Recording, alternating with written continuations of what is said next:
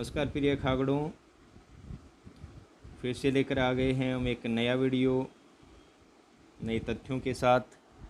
इससे पीछे के वीडियो में आप लोगों ने पढ़ा शेखर जोशी जी के बारे में, और उनका मूल अध्याय है गलता लोहा, जिसे हम पढ़ेंगे।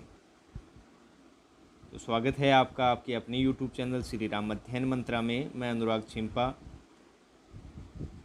पूर्णतः हम सब मिलकर इस अध्याय को समझने की कोशिश करेंगे। वैसे तो इस अध्याय को पूरा सरल कह सकते हैं, इतना कठिन नहीं है। एक कहानी के तौर पे ही मान लीजिए। कुछ विद्यालय की यादें हैं, कुछ घर की यादें हैं, कुछ मास्टर साहब की यादें हैं। मास्टर साहब मतलब मास्टर साहब की। तो इसी अध्याय को हम पढ़ेंगे। सबसे पहले हम बात करेंगे कौन से पाठ परिचय की। सबसे पहले पाठ परिचय की बात करेंगे, उसके बाद में हम मूल अध्याय पे चलेंगे। तो चलो चलते हैं। तो गलता लोहा शेखर जोशी जी की कहानी कला का एक प्रतिनिधि नमूना है। तो कहानी कला ही है, अर्थात ये एक कहानी है। तो कहानी आपको पता ही है, बहुत जल्दी समझ में आ जाती है। तो पहला प्रश्न तो सीधे सीधे यही बन जाता है कि जो शेखर जोशी जी का गलता लोहा है वो कहानी, उपन्यास, नाटक कौन सी विधा है हिंदी की। तो आपको सीधा सीधा टिक कर देना है कहानी कला। ठीक है। समाज के जातिगत विभाजन पर कई कोणों से टिप्पणी करने वाली यह कहानी इस बात का उदाहरण है कि शेखर जोशी के लेखन में अर्थ की गहराई का दिखावा और बड़बोलापन जितना ही कम है, वास्तविक अर्थ गांभीर्य उतना ही अधिक। लेखक की किसी मुखर टिप्पणी के बगैर ही पूरे पाठ से गुजरते हुए हम यह देख पाते हैं कि एक मेधावी किंतु निर्धन ब्राह्मण युवक मोहन किन परिस्थितियों के चलते उस मनोदशा तक पहुंचता है जहां उसके लिए जातीय अभिमान बेमानी हो जाता है। तो साथियों, इस मूल जो कहानी है, मूल अध्याय है, उसकी समस्या क्या है, किस पे लिखा गया है? तो ये है जातिगत विभाजन। देखो, मैं मेरे अनुसार बता रहा हूँ कि वेदों में, अन्य अगर साहित्यों की बात करें तो जातिगत भेद किया गया है। किसके आधार पर? ब्राह्मण के आधार पर, कि भाई ब्राह्मण होते हैं, उसके बाद में आते हैं क्षत्रिय, फिर है वैश्य और फिर है शूद्र। तो इसमें बांटा गया है। अब मैं आपको सीधी सीधी एक बात बता देता हूँ। भाई ये ब्राह्मण हैं तो आरक्षण नहीं होता है। अब नौकरी लगने के लिए अब जद्दोजहद करनी पड़ेगी। आपको पता है ब्राह्मण का कार्य अध्ययन अध्यापन कराना होता है। अब जब घर ही नहीं चले तो अध्ययन अध्यापन कहाँ काम आएगा? तो ये जो मोहन युवक है, ये ब्राह्मण होते हुए भी किसका कार्य करने लग जाता है? लोहार का कार्य करने लग जाता है, मजबूरीवश। तो कहने का तात्पर्य ये है कि जो जातिगत भेद है उसके कारण क्या होता है कि प्रत्येक मनुष्य को अपना जो वंश है, वंश परंपरा के अनुसार ही कार्य करना होता है। अब मान के चलिए, इसका कार्य है व्यापार करना, इसका कार्य है सेवा करना क्षुद्रों का। अब ये सेवा कार्य करते हैं, उदाहरण बता रहा हूँ मैं आपको, सेवा कार्य कर रहे हैं शूद्र। अब एक बात बताइए, इसमें एक ऐसा बालक है जो प्रतिभावान है, बड़ा प्रतिभाशाली है, और सबको पता है कि आगे जाकर वो इतना होशियार है कि बहुत बड़ी नौकरी पा सकता है, बहुत देश के काम आ सकता है। लेकिन हमारा समाज क्या कहता है कि वो शूद्र है, उसका कार्य सेवा करना है, बल्कि ये कार्य नहीं है उसका। तो वो इसी के अंदर मारा जाएगा। उसकी जो प्रतिभा है वो क्या हो जाएगी? नष्ट हो जाएगी, और उसे कुछ नहीं मिलना। लेकिन अब तो ये धीरे धीरे चीज़ें हट रही है, तो बहुत अच्छी बात है समाज के लिए, लेकिन ये गलत है कहीं ना कहीं। तो यही इस पाठ की मूल समस्या है, जो हम पढ़ेंगे तो आपको समझ में भी आ जाएगा। देखो, सामाजिक विधि निषेधों को, विधि का अर्थ होता है नियम, निषेधों का अर्थ होता है रोकना। तो समाज के अंदर जो नियम सिद्धांत बने हुए हैं वो क्या करते हैं? एक मनुष्य को रोक देते हैं। परंतु उन्हीं सामाजिक नियम निषेधों को ताक पर रखकर, मतलब अलग रखकर, वह धनराम लोहार के ऑफर पर जा बैठता है। ऑफर का मतलब जो भट्टी होती है वहाँ जाकर वो बैठ जाता है। बैठता ही नहीं, उसके काम में भी अपनी कुशलता दिखाता है, कौशल होता है, कार्य करने की जो क्षमता होती है वो दिखाता है। मोहन का व्यक्तित्व जातिगत आधार पर निर्मित झूठे भाईचारे की जगह मेहनत कशों के सच्चे भाईचारे की प्रस्तावना प्रस्तुत करता है। मतलब वो कोई झूठा भाईचारा नहीं दिखाता, बल्कि वो मेहनत के आधार पर भाईचारा दिखाता है, मानो लोहा गलकर एक नया आकार ले रहा हो। तो ये हो गया पाठ परिचय। अब बात करेंगे हम मूल अध्याय पे।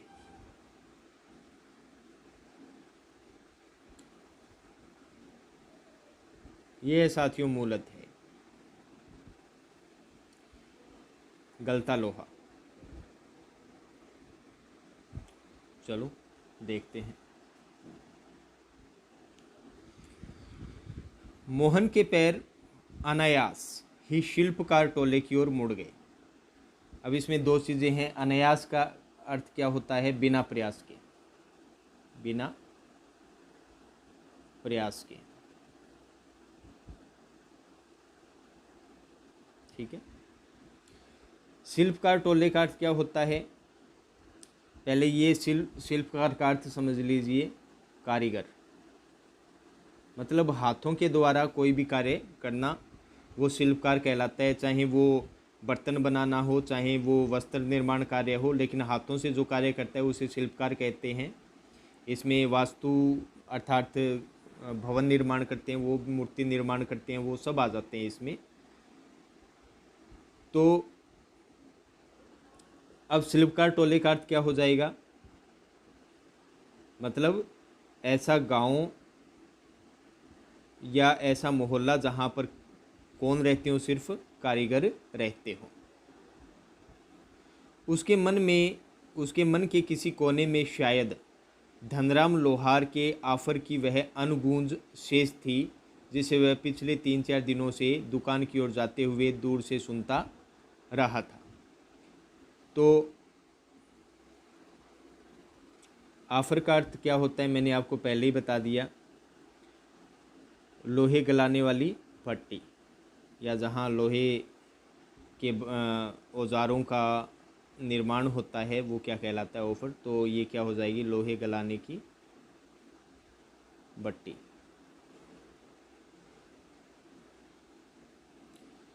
तो अनगुंजे का अर्थ क्या होता है? आवाज़ या ध्वनि आप कह सकते हो। और किसकी थी वो? धनराम लोहार की। तो वो क्या करता था कि भाई जो मोहन था, अभी इसमें हाँ मोहन नाम दिया गया है ना, तो ये जो मोहन था वो क्या करता था? धनराम लोहार की दुकान से जो दुकान थी उसके आगे से 3-4 दिनों से आना जाना कर रहा था। तो उसके ऊपर अर्थात भट्टी में जब लोहे को पीटते हैं तो उसकी जो ध्वनि होती है वो उसके मन में स्थायी रूप से बस चुकी थी, वो उसे सुनाई देती रहती थी। नेक्स्ट, निहाई पर रखे लाल गर्म लोहे पर पड़ती हथौड़े की थप थप आवाज़, ठंडे लोहे पर लगती चोट से उठता ठनकता स्वर और निशाना साधने से पहले खाली निहाई पर पड़ती हथौड़ी की खनक, जिसे वह दूर से ही पहचान सकता था। अब यहाँ 3 प्रकार की ध्वनि आई है। पहली तो क्या? पहले तो ये समझ लीजिए निहाई क्या होता है। तो साथियों, निहाई लोहे का वर्गाकार बड़ा टुकड़ा जो क्या होता है? ठोस होता है, जिस पर लोहे को पीटने का कार्य किया जाता है। आपने देखा होगा, ये तो है नहीं, आप समाज में रहते हो। लोहार क्या करता है? लोहे को जब गलाता है, उसे सही करता है, सीधा करता है, तो वो सबसे पहले क्या करता है? लोहे को गर्म करता है। और लोहे को गर्म करता है, उसके पश्चात वो क्या करता है? एक ऐसा जो वर्गाकार लोहे ठोस लोहे का टुकड़ा होता है उस पे उस लोहे को रखा जाता है और हथौड़ी से क्या किया जाता है, वार किया जाता है और उसे उसका आकार दिया जाता है। ठीक है। तो निहाई पर रखे लाल गरम लोहे पर पड़ती हथौड़े की थप-थप आवाज़ ये हो गई। अब ठंडे लोहे पर लगती चोट से उठता ठनकता स्वर, ठंडा लोहा हो जाता है तो ठन ठन की आवाज़ आती है।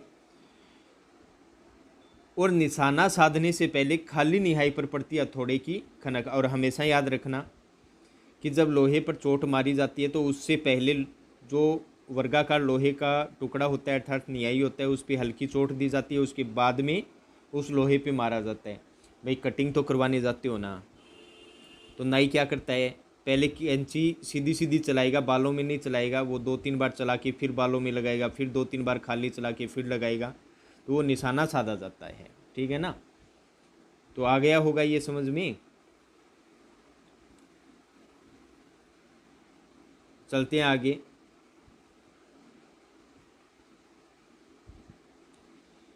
लंबे बैंट वाले हंसुए को लेकर वह घर से इस उद्देश्य से निकला था कि अपने खेतों में के किनारे उगाई कांटेदार झाड़ियों को काट छांट कर साफ कराएगा। अच्छा, हंसुआ क्या होता है? खेतों में कार्य तो आपने किया ही होगा, ऐसा तो देखा होगा या कार्य करते हुए देखा होगा। इसका अर्थ होता है हंसिया, या इसे दरांती कहते हैं, जिससे फसल की कटाई की जाती है। देखो ऐसी होती है ये दरांती, ये इसका हत्था हो गया,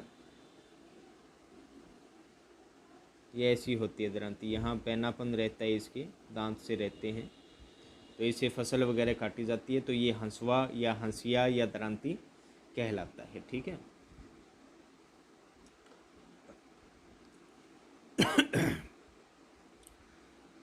बूढ़े वंशीधर जी के बूते का अब यह सब काम नहीं रहा। बूते का मतलब बस का। तो अब आप कह सकते हैं कि मोहन के जो पिता हैं उनका नाम क्या है, वंशीधर जी। तो उनके बूते अर्थात उनके वश का कार्य अब नहीं रहा, क्योंकि बूढ़े हो चुके हैं। यही क्या, जन्म भर जिस पुरोताही के बूते पर उन्होंने घर संसार चलाया था। अच्छा, अब यहाँ देख लो, अब उन्होंने जन्म भर किसका कार्य किया, पुरोताही का। उस समय यही होता था कि जो जिस जाति का है उसे वही कार्य करना है। अभी इनका कार्य पुरोताही का था, क्योंकि ब्राह्मण थे तो पुरोताही करेंगे, चाहे और कार्य में अपनी प्रतिभा दिखाओ, लेकिन नहीं, आपको वो कार्य नहीं करके ये कार्य करना है। ठीक है। तो यही जातिगत है। पुरोताई के बूते मतलब बल पर उन्होंने घर संसार चलाया था। वह भी अब वैसे कहाँ रह कर पाते हैं। यजमान लोग उनकी निष्ठा और संयम के कारण ही उन पर श्रद्धा रखते हैं। यजमान कौन हो गए साथियों?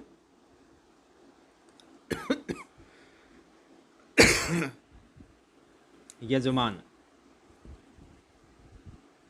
वह व्यक्ति जो अपने घर पर धार्मिक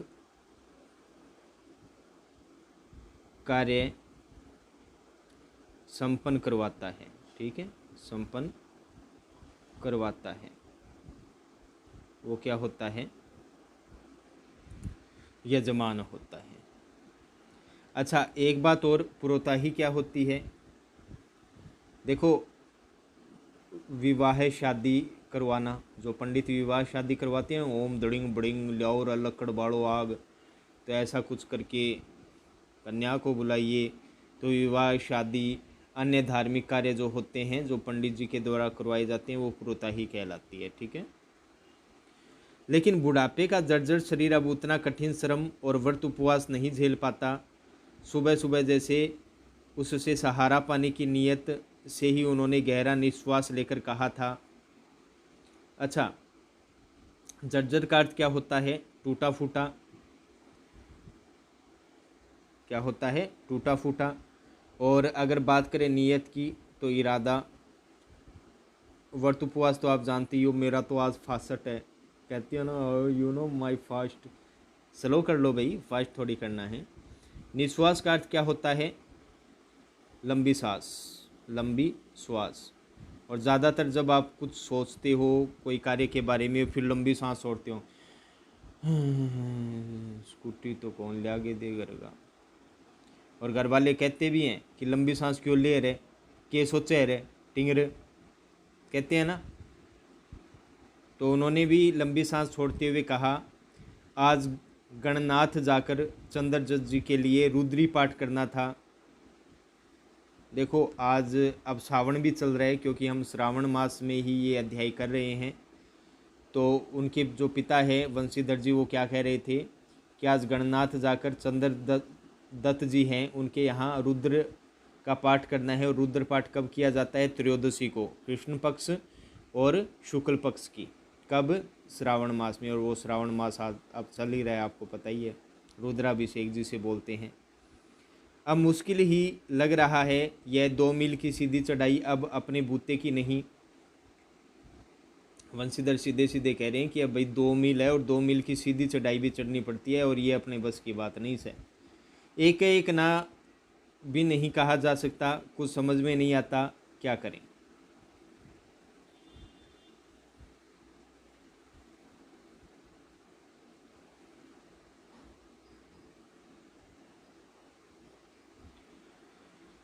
अब भाई देखो, सीधी सी बात है, अब जो जातिगत ऊपर आया था उसके अनुसार तो भाई जो कार्य मोहन के पिता कर रहे हैं पुरोहिताई का, वही कार्य किसको करना है?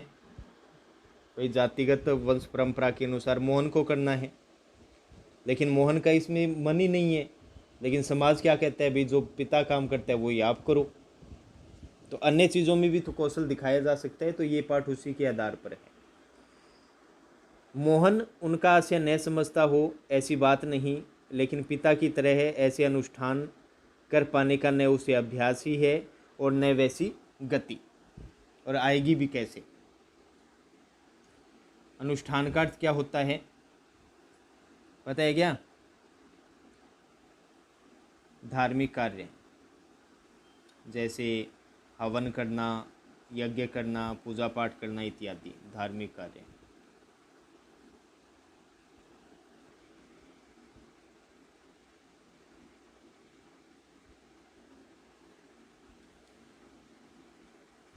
पिता की बातें सुनकर भी उसने उनका भार हल्का करने का कोई सुझाव नहीं दिया। जैसे हवा में बात कह दी गई थी वैसे ही अनुत्तरित रह गई। अब इसमें 2 चीज़ें हैं। आप पहली बात तो ये कह सकते हो कि देखो, हवा में बात करना मतलब अनसुना करना। मुहावरा है तो आप कह सकते हो मुहावरेदार भाषा का प्रयोग किया गया है। फिर बात करते हैं अनुत्तरित। अनुत्तरित का अर्थ क्या होता है? जिसका उत्तर न दिया गया हो, न दिया गया हो। ठीक है। पिता का भार हल्का करने के लिए वह खेतों की ओर चला जाता था, लेकिन हंसुए की धार पर हाथ फेरते हुए उसे लगा कि वह पूरी तरह से कूंद चुकी हो। हंसुआ आपको बता ही दिया क्या है। और कूंदना, कूंदना का अर्थ क्या हो? जिसकी धार खत्म हो गई हो, जिसकी धार खत्म हो गई हो। ठीक है।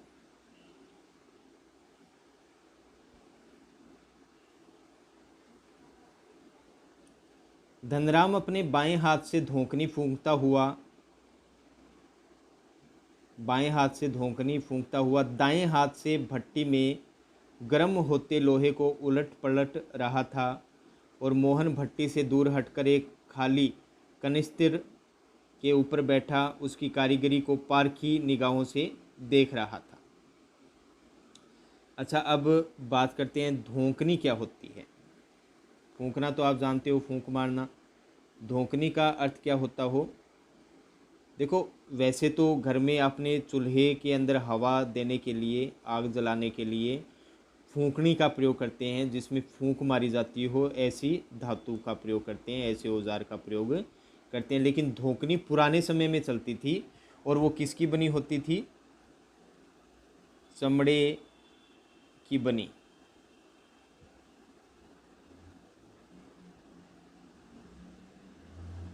चमड़े की बनी बड़ी थैली, जिसका प्रयोग किसके लिए किया जाता हो? जिसका प्रयोग भट्टी में हवा देने के लिए किया जाता हो, भट्टी में हवा देने के लिए किया जाता हो। जब आग बुझ जाए तो उसमें हवा देने के लिए। ठीक है, समझ में आ गई होगी। ठीक है, और इसके अलावा पारखी निगाही क्या होता है? परखने वाली दृष्टि, अर्थात जैसे ऐसा लगता हो कि वो धनराम को क्या कर रहा हो? परख रहा हो। मास्टर त्रिलोक सिंह तो अब गुजर गए होंगे, मोहन ने पूछा। वे साथ पढ़े होंगे इसलिए पूछा होगा। और मास्टर कौन है? त्रिलोक सिंह, आपको याद रखना है। ब्राह्मण कौन है? मोहन। और जो लोहे की भट्टी है वो किसका है? ऊपर किसका है? धनराम का है।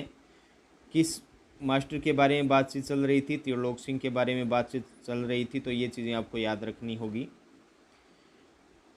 वे दोनों अब अपने बचपन की दुनिया में लौट आए थे। धनराम की आंखों में एक चमक सी आ गई। वह बोला, माँ साहब भी क्या आदमी थे लल्ला, अभी पिछले साल ही गुजरे।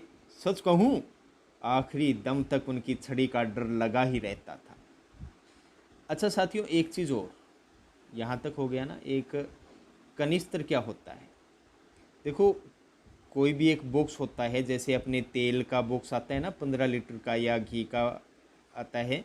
तो जो थड़ी वाले होते हैं ना, चाय वाले, वो क्या करते हैं? स्टूल में तो लेकर नहीं आते हैं, तो वो उसको उल्टा रख देते हैं और वो उस पर बैठने का कार्य किया जाता है। ठीक है ना। तो अब यहाँ पर दोनों बातचीत कर रहे हैं, मोहन और धनराम। तो धनराम कहता है ये, लेकिन उसको छड़ी का बड़ा डर लगता था। दोनों हो करके हंस दियो, हो लाग्यो डोले।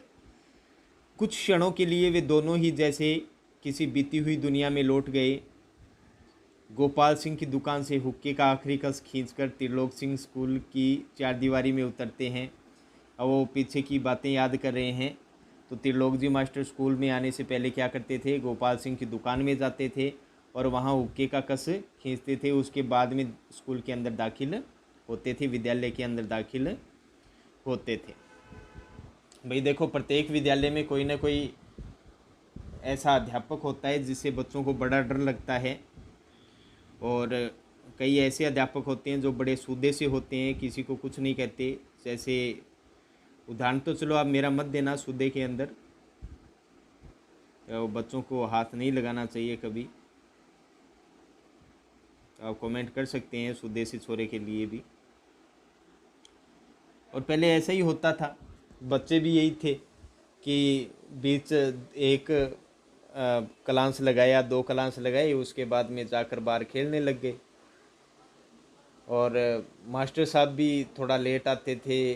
देखो, विद्यालय का उस समय माहौल ही अलग होता था, बड़ा मज़ा आता था। बच्चे सब्जियां लेकर आते थे, कच्ची कच्ची खेतों से चाय बनाई जाती थी।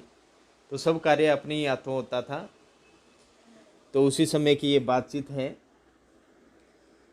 अब देखो आगे, थोड़ी देर पहले तक धमा चौकड़ी मचाते, और स्कूल के अंदर तो, विद्यालय के अंदर तो आपको पता ही है बच्चे क्या करते रहते हैं, शरारतें करते रहते हैं तरह तरह की। तो धमा चौकड़ी का अर्थ क्या हो जाएगा? शरारत। और शरारत के साथ साथ में क्या करना? शोरगुल करना, हल्ला करना। चुप कहना हो जाए, जब तक तड़ा नहीं पड़े जब तक चुप हो गए भी तो को नहीं। उठा पटक करते और बांज के पेड़ों की टहनियों पर झूलते बच्चों को जैसे सांप सूंघ गया हो। तो बांज एक वृक्ष है जिस पे सफ़ेद फूल लगते हैं। तो भाई मास्टर साहब के आने से पहले तो बच्चे क्या करते रहते, बांस के पेड़ों की टहनियों पर झूलते रहते और धमा चौकड़ी करते रहते। अब जैसे ही त्रिलोक सिंह मास्टर साहब आ जाते हैं तो सब बच्चों को क्या सूंघ जाता है, सांप सूंघ गया हो। तो फिर एक मुहावरा आ गया, सांप सूंघ जाना। क्या हो जाएगा, पूरी तरीके से, पूरी तरह शांत हो जाना, पूरी तरह शांत हो जाना। ठीक है।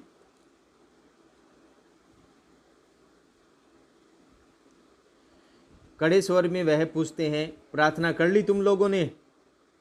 यह जानते हुए भी कि यदि प्रार्थना हो गई होती तो गोपाल सिंह की दुकान तक उनका संवेद स्वर पहुंचता ही। हालांकि त्रिलोक सिंह जी को पता है कि अगर प्रार्थना हो गई होती तो बच्चों का संवेद स्वर है वो ज़रूर मेरे कानों तक पहुंचता, लेकिन फिर भी वो पूछते हैं। संवेद स्वर का अर्थ क्या होता है?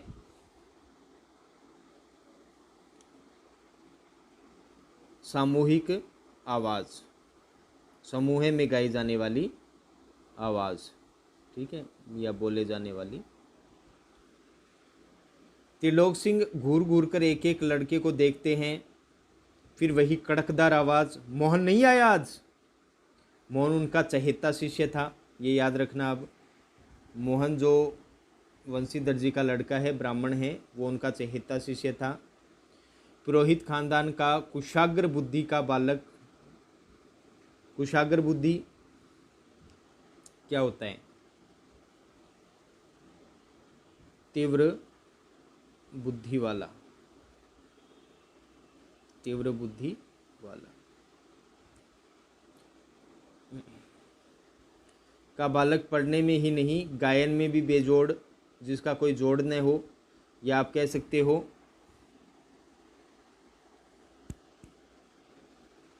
अद्वितीय, जिसके समान कोई दूसरा न हो।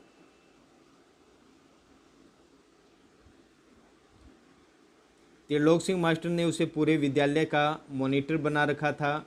वहीं सुबह सुबह प्रार्थना कौन सी होती थी? हे प्रभु आनंददाता ज्ञान हमको दीजिए का पहला स्वर उठाकर प्रार्थना शुरू करता था। तो मित्रों, आज के लिए इतना ही। बढ़िया से समझ में आया होगा अध्याय आपको। तो मोहन के बारे में, धनराम वंशीधर के बारे में सब पता चला होगा। अर्थ भी आपको समझ में आया होगा, शब्दार्थ भी और वाक्य का अर्थ भी, और मुहावरेदार भाषा का प्रयोग इसमें किया गया। आपको ये चीज़ याद रखनी है। तो नेक्स्ट वीडियो में नेक्स्ट अध्याय का जो अंश बचा है उसके साथ मिलते हैं फिर से।